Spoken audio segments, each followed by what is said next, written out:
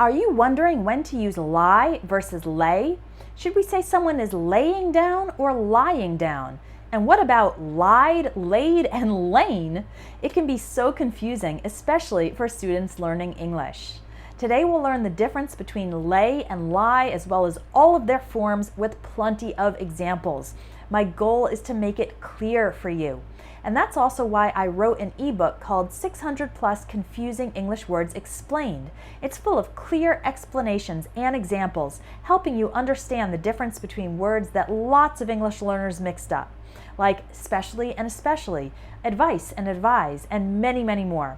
Click on the link under this video to learn more and to download that ebook. Lay and lie both refer to the action of putting something down on a surface, or an animal, object, or person resting on a surface. But the main difference between lay and lie is that lay always has a direct object and lie does not. Remember, a direct object is the thing that receives the action of the verb. So when you put a book on the table, you lay the book down. Book is the direct object. You are doing something to the book. You are laying it down. But when you put your body, your own body, horizontally on the bed or sofa, you lie down. Nobody is doing it to you, you're doing it to yourself.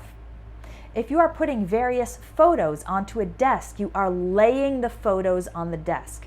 Photos is the direct object. We are laying the photos on the desk. But in this picture, you can say this cat is lying on the piano. There's no direct object here. The cat is lying by itself. Now, one reason for the confusion is that many native English speakers do say things like, I'm not feeling well, I need to lay down, when I need to lie down would be more correct, because the action is something I'm doing myself, nobody is doing it to me.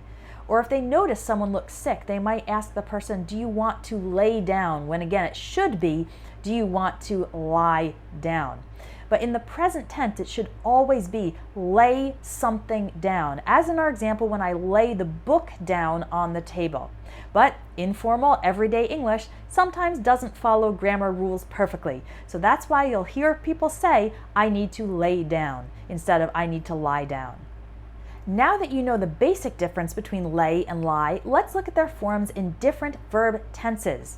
We have lay in the present, laying in the present participle, laid in the simple past, and laid in the past participle.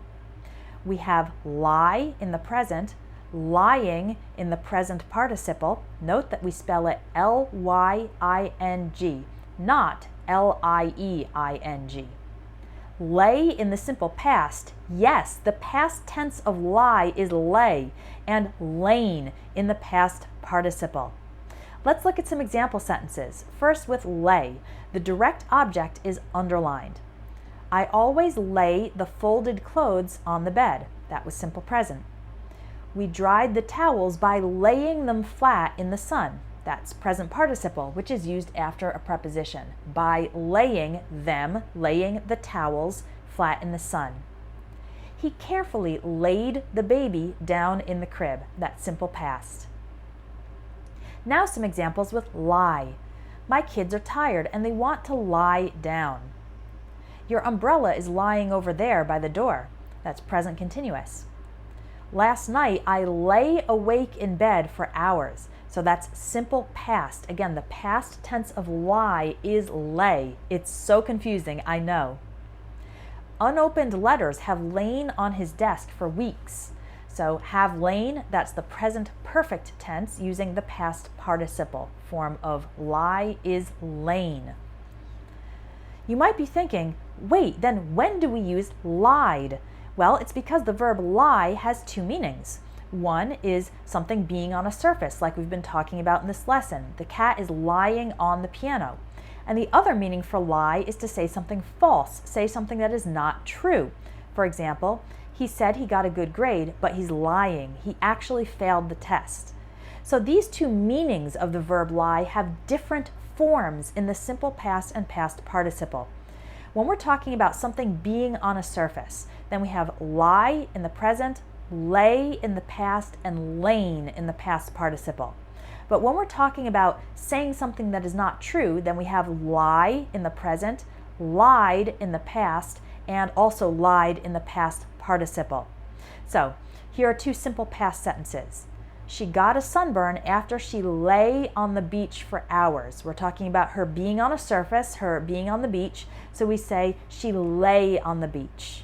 David lied about his final test grade last semester. So here we're talking about saying something that's not true. The simple past form is lied.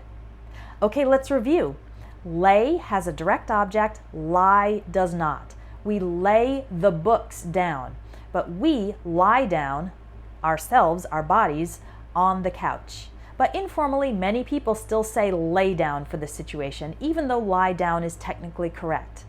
The forms of the verbs are lay, laying, laid, and laid, and lie, lying, lay, and lain.